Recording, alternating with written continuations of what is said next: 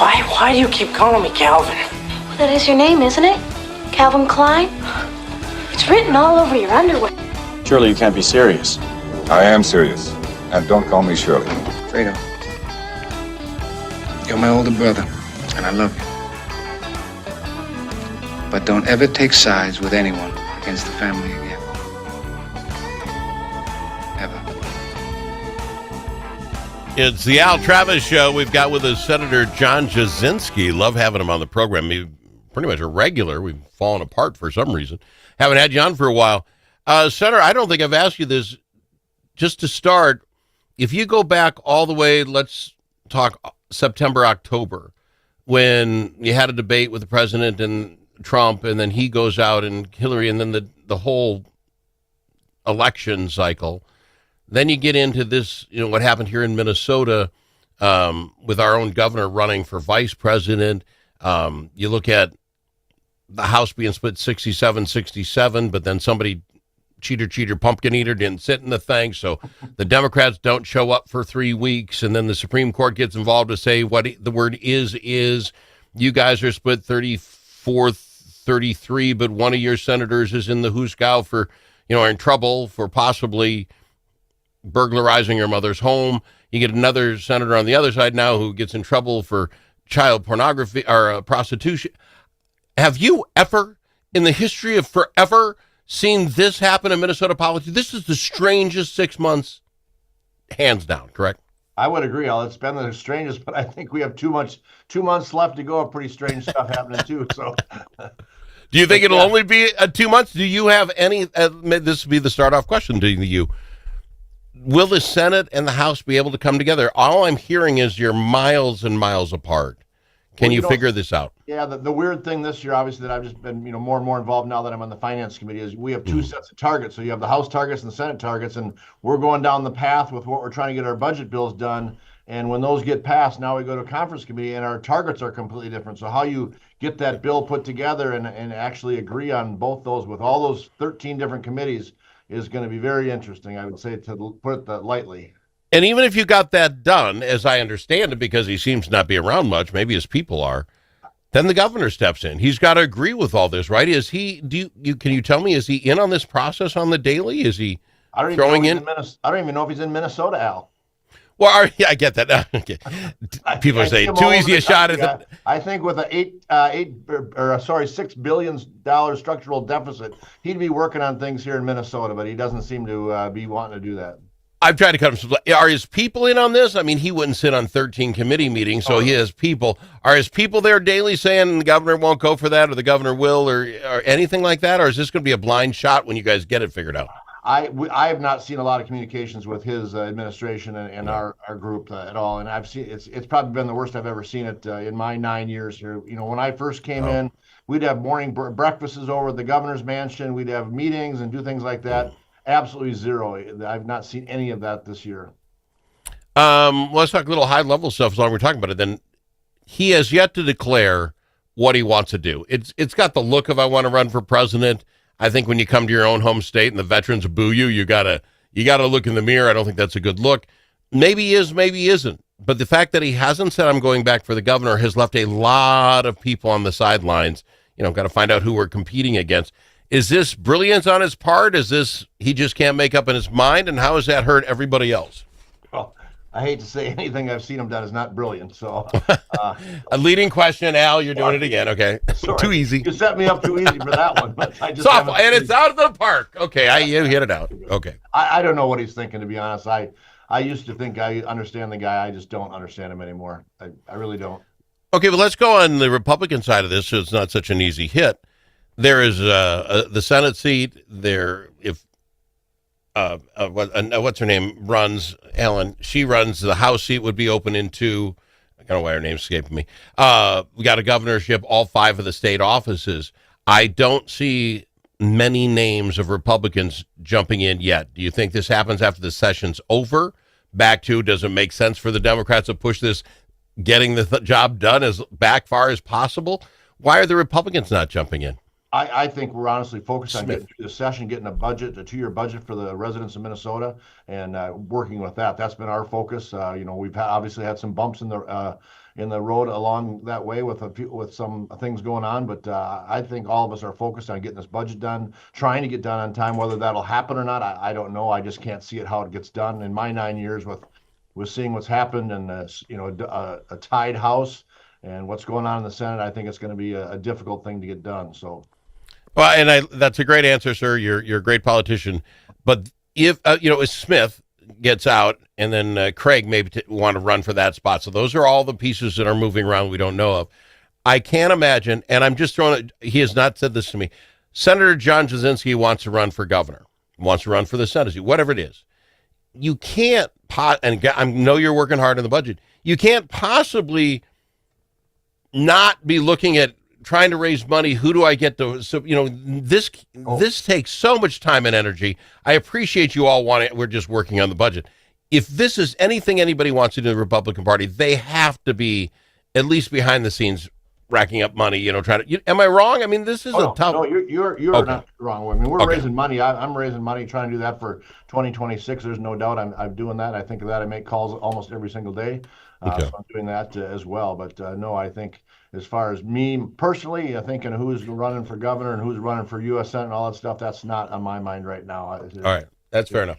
I'm looking for 2026, raising money to make sure we have the funds to try and take back what I think should be back in the Republican at least control. At least one of the houses should be in full control. And I think 2026, watching what's going on, I believe 2026 is going to be a good year for Republicans. Well, I think some of these self-inflicted errors, I'm going to throw at you now again with Walls, knock it out of the park, sir. So he comes out and he just says, I'm going to make statewide employees go back to the office 50% of the time. I'm shocked because I didn't know we were still doing COVID rules. I had no clue. I thought it was done. So I presume folks on my side, the people I talked to, they're mad. What are you talking about? Go to work. You've got the other side yelling. In fact, there was 100 people doing a demonstration saying, we're unionized workers. We don't want to go back 50% of the time. That's not fair. He gets it from both flanks. And I'm going to throw this out to you, Senator. They just passed a bill to put up a $750 million renovation of the House building. Are you telling me they did that and 50% of the people aren't even going to work 50% of the time? Why do we need that big building if no one's going to work? Well, we don't need that big of a building. We didn't vote on that, and I think it's absolutely ludicrous of the money that was spent on that. It's just crazy. Minnesota does not have a revenue problem; it has a spending problem, and that's what's going on in the last couple of years that I've seen. Well, and have you seen a lot of shuddering? Then, if we've been 3 years now, I'm going to tell you, I think COVID is done 3 years ago. That's my belief. I don't know when they declared it, but 3 years ago. So, for the last 3 years, if most of the government employees were not working from the office, have we closed down a bunch of those offices? Are they just sitting there, some cleaning lady showing up over and over again, cleaning the same floors that no one walked on? Have we cut all that down? Because the unions are saying it's going to cost you to put us in places. What is it? Do we have the places or don't we?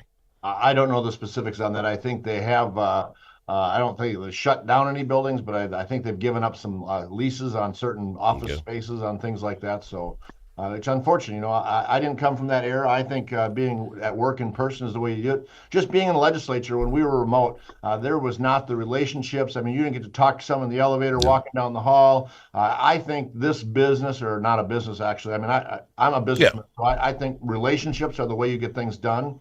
And that has to be done first face to face. I mean, this is fun to do online, but I think in person is how you get things done. And by switching that culture over the last 3-4 years, whatever it's been, I think it's doing us a disservice. I think we got to get back in the workforce and the whole. I don't know, nationally or locally here statewide, it's been being incentivized people not to work. And that's not my culture. I want to come to work every day, have that interaction, and get things done. So. Well, I'm glad you bring up the radio. There are jobs. I fully believe this. This radio show, I can have guys on like you from where you're at up to Duluth. I can have anyone on the show because of Zoom. I believe things can be better with technology. But if we are just tripping into it, everybody go home, it's COVID, and we don't figure out the processes to say, Jane, did you get all these 5 things done this week that I had to have? If we don't have those systems in place, then we're just ripping people off. When people come back and say, well, I've got to find daycare. Well, wait a minute. You've been watching your own kid while you're working. Just the idea you say that out loud means you're not thinking this through very well. If you need to find daycare, means you've been watching your own kids on my dime. Do they not hear themselves? I'm missing the plea. I'm with you, Al. I agree. All right. We got much more to talk about. I've got Senator John Jasinski on the Al Travis Show. We're going to talk. How much more money do we got to spend to educate our kids? We'll talk about it after this. Chanhassen Dinner Theaters brings you its most popular show of all time, Grease. You'll hear all your favorite hits from the Broadway musical and the movie. Join the whole gang at Rydell High. We'll sing, we'll dance, we'll bring you back to high school life in the 50s. Poodle skirts, bobby socks, the soda shop, and drive-in movies. Grease! It'll rock your socks off. Order your tickets today. Visit chanhassendt.com. Do you have a closet full of old videos, photos, slides, or films? Regain that space and preserve those memories for future generations. Visit archivinglifemedia.com or call 952-829-8018. See how safe and simple it is to digitize all your media. Gain peace of mind knowing that all those important memories will be saved and can be seen and shared again. Do it today. Check out archivinglifemedia.com or give them a call, 952-829-8018.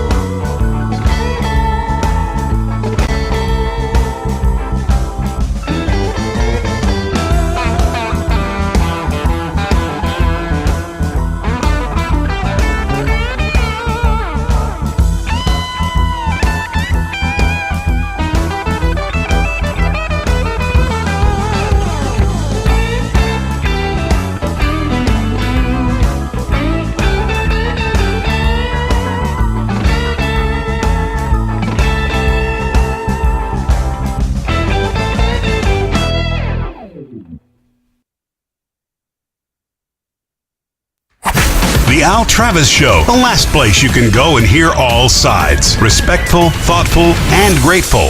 Lucky to have him, Senator John Jasinski. Senator, where's your district? Faribault? Faribault-ish? Faribault, Ottawa-Waseca goes all the way up to Wanamingo in the northeast and as far west over to Janesville, all the way down to Ottawa. All right, appreciate you coming to the program. Let me set it up this way.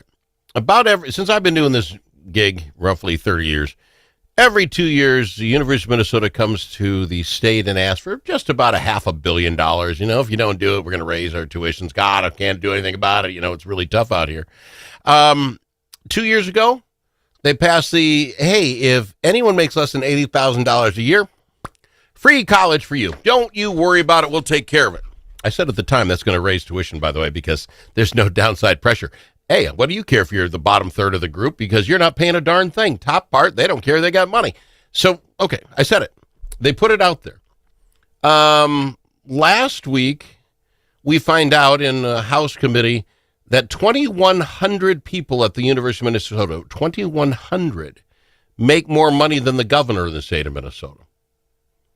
I tried to think of 100 make more than $300,000. I'm trying to think of the name of 100 jobs at the university. I couldn't come up with it. You're digging deep into something to find it. Then at the first of the week, this guy from Century College, running Century College, comes out and says, oh, by the way, 15% of the pupils on my load in 2023 were ghost students. They're just ripping us off.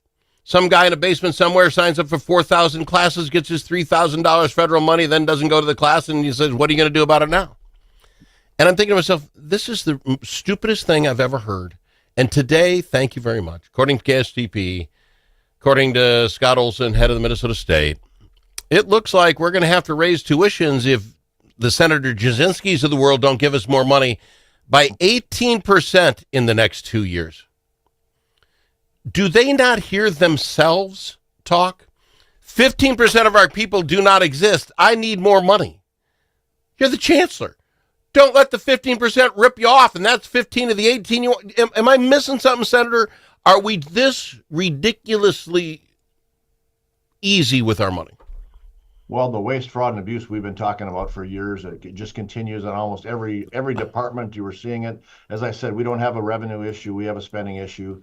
And that spending and watching that, those controls are out of control. And I think Governor Walz's administration is the worst I've seen since I've been here as far as the waste, fraud, and abuse. And I think, obviously the Feeding Our Futures was the worst in the nation, the worst COVID fraud scheme in the nation, which brings, not a good light to Minnesota. And it's getting frustrating as it continues on. There's been the discussion of the Office Inspector General, and then there's pushback by that.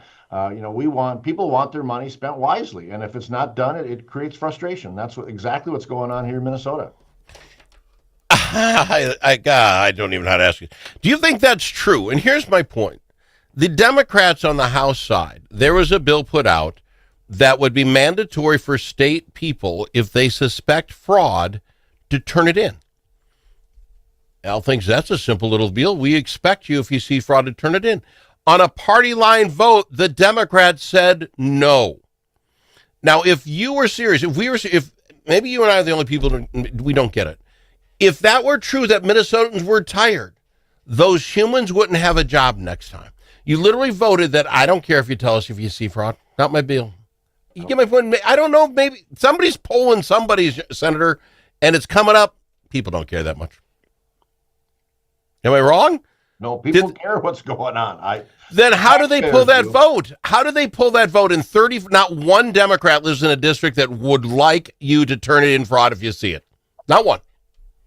The craziest thing that I've seen in the last 2 years is the lockstep. They are all lockstep. They're all voting in the block, and you wouldn't think one person could split off with, hey, maybe they got a point here or something's going on, and maybe we should look into this. Not one. I mean, I lost count of the 34-33 votes in the last 2 years. And now we're at 30. Now we're at 34-32, and I would throw this out because we haven't talked about it today. Carrie Hintzman, I believe is how she pronounced that, in Heitzman in Senate District 6, Eichhorn's old seat, and he's got issues. He resigned. She won by a pretty handy margin. That 6th district is pretty Republican. I think Trump won by 27.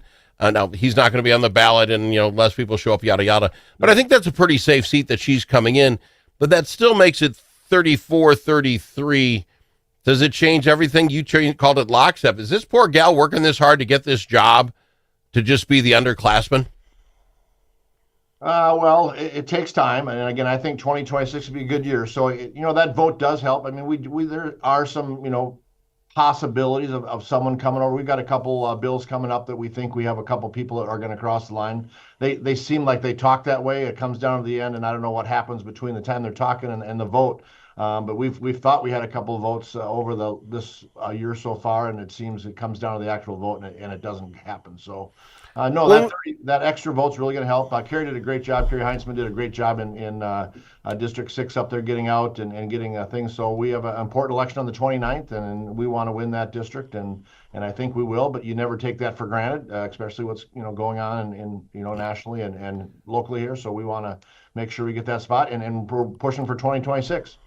For that point with her, there were, I think, 8 people involved in that. Maybe it was 7. You could have won this thing with 6, 8, 10% of the vote, however that math works out, and she got it with 47. So she really did do what she needed to do in 2 weeks. So we'll see how that works. Sir, I do appreciate you taking the time. Your people got a hold of me, and we worked it out, and I thank you for taking the time to be here. I really do. Thanks for having me back. I've kind of missed coming around, so I will have to stay more connected again. We'll get you back on more often. Absolutely, my friend. Senator John wasn't exciting enough or something. Oh, no. I got to be honest. If there was some more rhyme and reason to all this, I wish I knew it. I don't. It's Senator John Jasinski on the Al Travis Show. Chanhassen Dinner Theaters brings you its most popular show of all time,